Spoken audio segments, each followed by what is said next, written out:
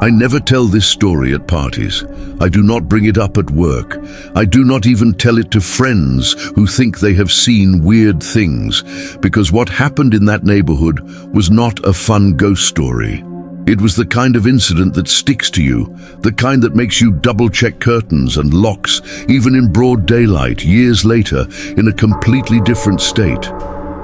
I am telling it now the only way I can in the plain voice I remember having back then. Because if I dress it up, it starts to feel unreal, and I need you to understand that it felt brutally real while it was happening. I moved into that house after my divorce, not looking for adventure or drama, just quiet. I wanted a reset, a small place, a porch, a yard, a few streets I could learn. I found a modest home outside a mid-sized American city, the kind of neighborhood where the grass looks trimmed even in winter and people wave without stopping their cars. It looked safe, which is something I trusted too easily at that point in my life. On the first morning, while I was dragging boxes and pretending I was okay, an elderly man called out from next door. He introduced himself as Walter, said welcome to the block, and shook my hand. He had neat white hair, a clean flannel shirt, and that steady posture older men get when they are still capable and proud of it. His smile was warm, almost familiar. He asked where I came from, what I did, and how long I planned to stay. I told him I worked in logistics and I just needed a fresh start. He nodded like he understood what that meant without needing details. He said I would like it there because it was quiet and safe and people kept to themselves. In the following weeks I saw him constantly. He was always outside, always in motion, sweeping his porch, trimming hedges, checking his mailbox, standing with a cup of coffee like he was watching the world for changes. Every time he saw me, he waved. It was comforting in the way a steady porch light is comforting.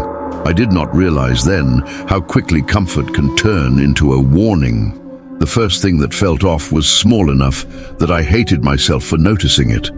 A month passed, then another, and Walter looked exactly the same. Not good for his age, not surprisingly healthy, exactly the same. His face had the same lines, the same creases, the same exact shape to his smile.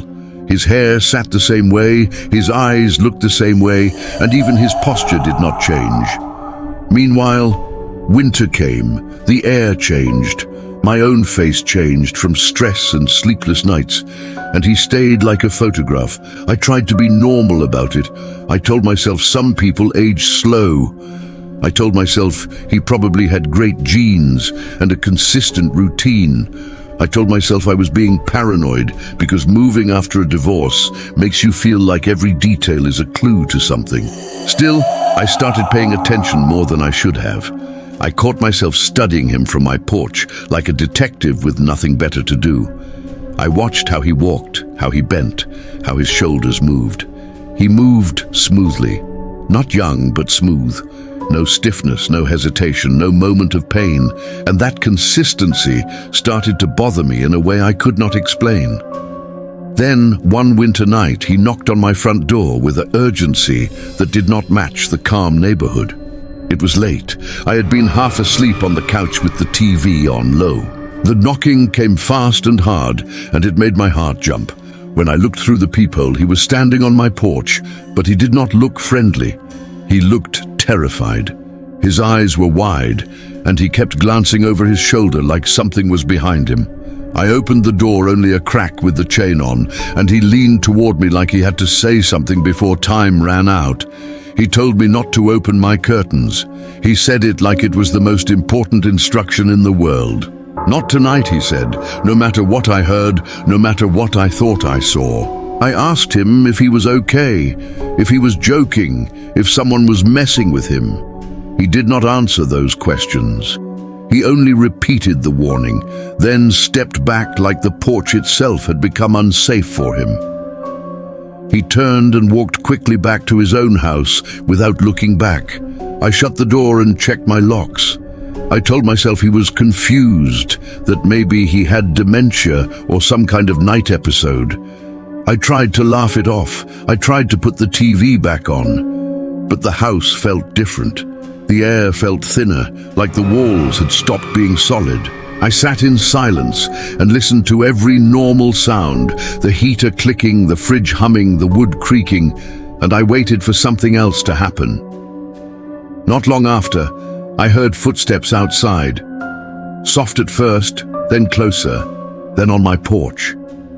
The boards creaked under the weight of someone standing near my front window, then came gentle tapping against the glass, like a fingernail. Tap, tap, tap, steady and patient. A voice spoke through the window, quiet and almost friendly, asking for help. It sounded exactly like Walter. It asked me to open up for a second, like he had misplaced his key. It sounded so ordinary that for a split second, my body wanted to move automatically, like neighbor helping neighbor was the natural next step. Then the voice said something that stopped me cold. It said it knew I was in there and it could see my shadow. I had not turned on any lights. There should not have been a shadow. I sat there frozen, staring at the curtains like they were the only thing keeping me alive. The tapping continued. The voice asked again.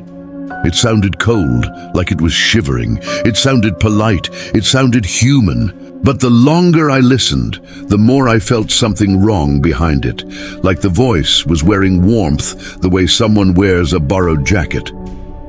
I did not open the curtains. I did not speak. I did not move. After a long time, the tapping stopped. The footsteps retreated. Silence returned so suddenly, it felt staged, like someone had decided the scene was over. I did not sleep that night. I stayed up until dawn and waited for daylight, like it was rescue. When the sun finally came up, I opened the curtain and looked. The porch was empty. The street was empty. Across the fence, Walter stood in his yard, calm again, holding a mug like it was just another morning. He looked at me and waved.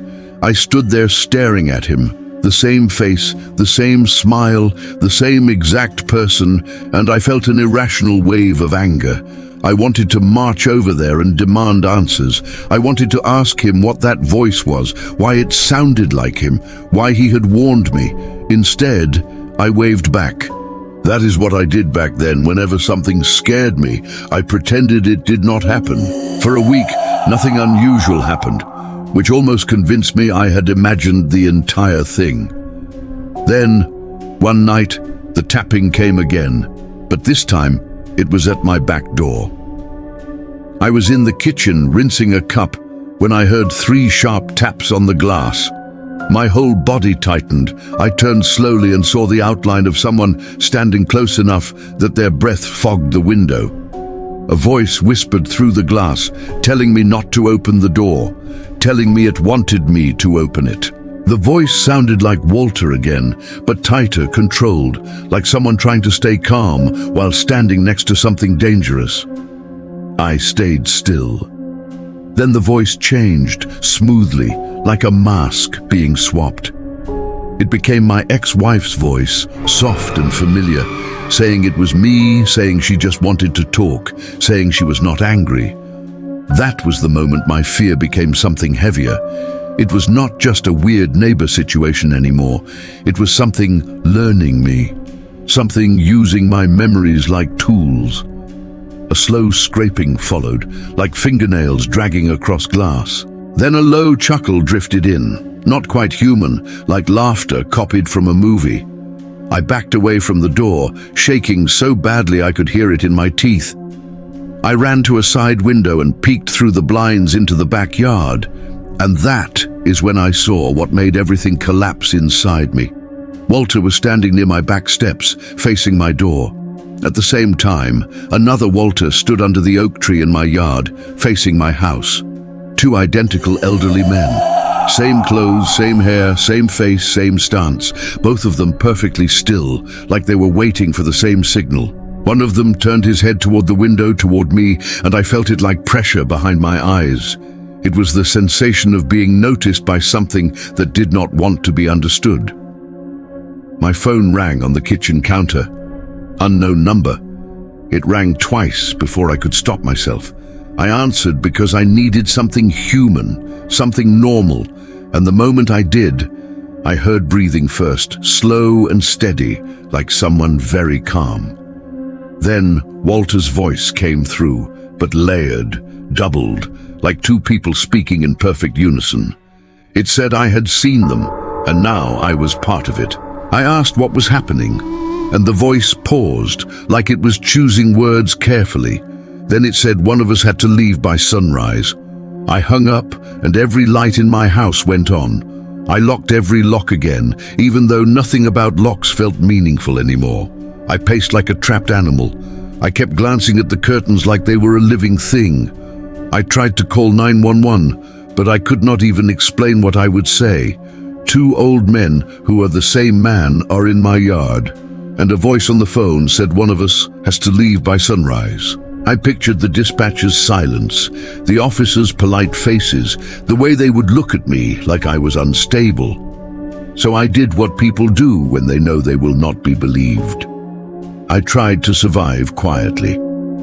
The pounding started again on the front door. Then it moved to the side of the house, then the back, like whatever was outside was circling, testing every boundary. Each time it stopped, the silence felt like a threat. And every now and then, that whisper floated in from somewhere, not loud, not even clear, just one word drifting through the cracks of the house like cold air. Curtains. I stayed away from the windows. In the early hours of the morning, I heard Walter's voice again, but not through the phone and not through a window. It came from inside the walls, close to my ear, like a person leaning into me. It told me the same thing, that I had to make it to sunrise without letting it see me fully. It said if I opened the curtains, it would know my face. It said if it knew my face, it could take my place.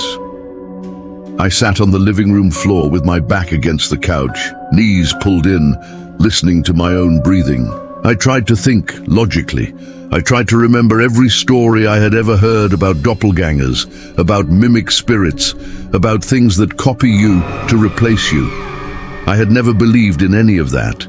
I believed in broken pipes and raccoons in the attic and teenagers pranking.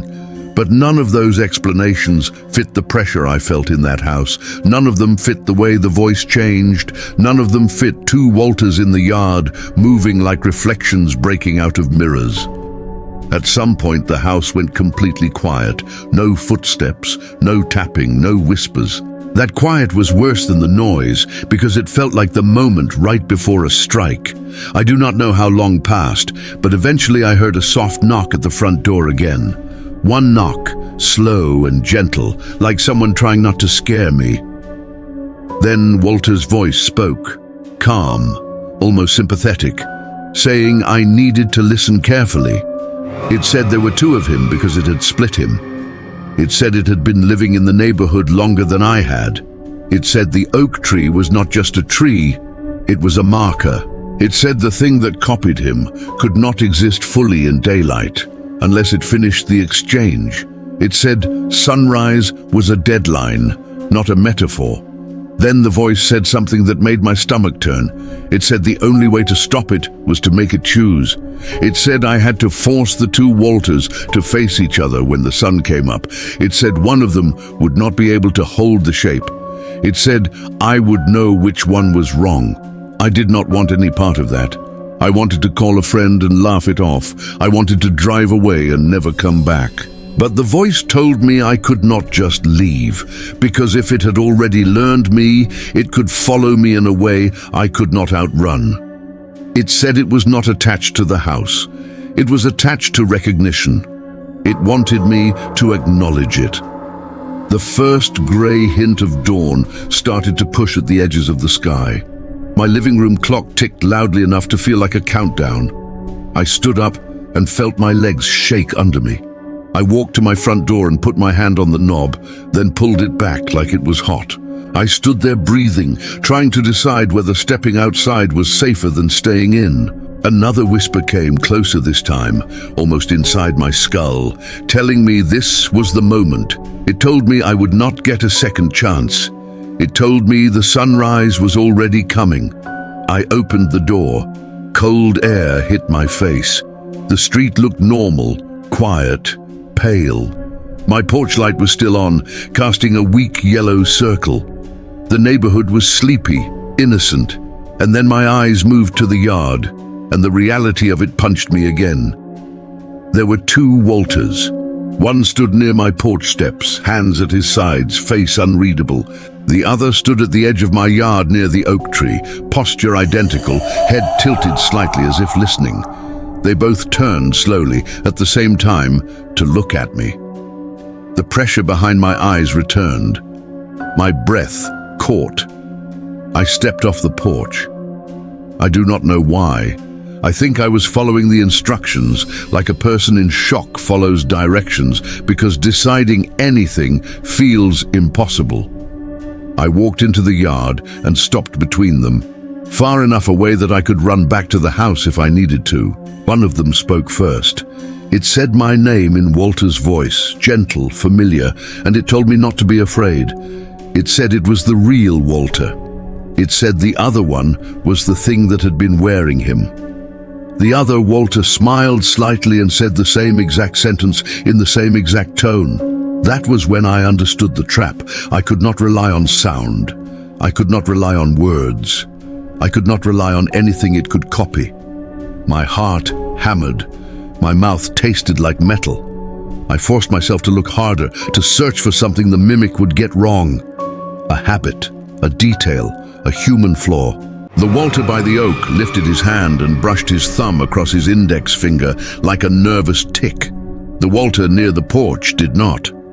I focused on that. It could have been nothing, but it was something. I watched the hand again. The oak side Walter did it again, subtle, repeated, like he was grounding himself. The porch side Walter stood too still, too smooth. The sky brightened by degrees. The air smelled like frost and damp earth. A bird chirped once and then stopped, like it regretted interrupting. The porch side Walter took a step toward me. The movement was calm, but the way he moved felt wrong, like a video playing at the correct speed, but with the wrong weight. He told me, without raising his voice, that I needed to come closer. He said we needed to finish it before sunrise. The oak-side Walter's face tightened, and he told me not to listen. He said if I stepped close enough for it to see my face clearly, it would lock onto me. He said it needed a clean imprint, like a photograph. The porch-side Walter laughed quietly, and that laugh had the same hollow sound I had heard through my back door. He stopped pretending for half a second, and I saw it. The warmth slipped, the smile stayed. He asked me if I wanted to live in my own life, or if I wanted to be replaced by something that wore my skin. I felt tears push at my eyes from pure panic. I did not want to make a choice. I did not want to choose wrong and kill a man. I did not want to choose right and still lose. The sun's edge began to lift over the rooftops. It was not bright yet, but it was enough to change the color of everything. The light touched the oak's branches first, then fell like slow water across the yard. The oak side Walter raised his voice for the first time, telling me to do one thing, one simple thing. He told me to look at their shadows. I did not understand at first. Then I forced myself to look down.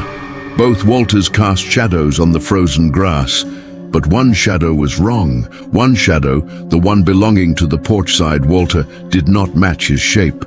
It was taller, thinner, and around the head, the shadow looked like it had an extra angle, like horns that were not there in the body above it.